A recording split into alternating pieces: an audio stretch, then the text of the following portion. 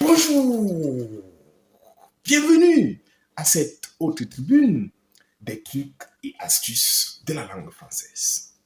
Je voulais toujours dire, la langue française comporte son lot d'étrangeté, de subtilité et surtout de complexité. Ce sont d'ailleurs ces aspects qui la rendent riche, belle et carrément déconcertante. Et parmi les subtilités de la langue française, je vais vous parler aujourd'hui de l'origine de l'eau de Javel. L'eau de Javel, cette eau qui nous sert donc à désinfecter et à rendre nos vêtements blancs éclatants.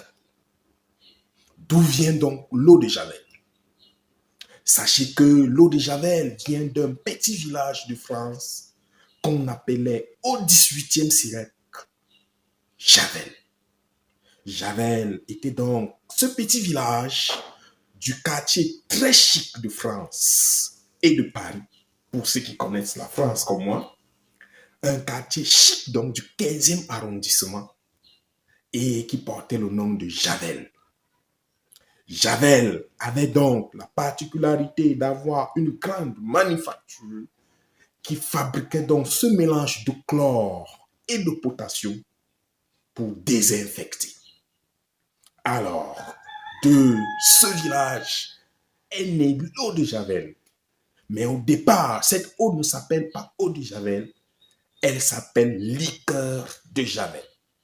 Cette grande manufacture populaire a donc fait créer cette eau que nous employons aujourd'hui dans différentes formes.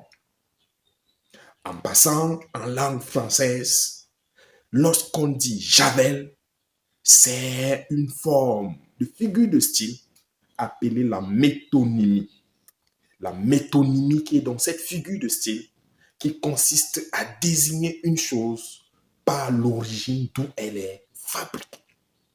On a donc des métonymies comme ça au Cameroun. On parlera par exemple de l'Otangui. On parlera du poivre de Penja. Du coup, ce sont des denrées fabriquées dans ces villes-là. C'est donc la même chose avec l'eau de Javel qui a été fabriquée dans le 15e arrondissement de Paris au 18e siècle. Et le nom de Javel a donc donné l'eau de Javel. Il en est ainsi de l'eau de Cologne qui vient d'une ville allemande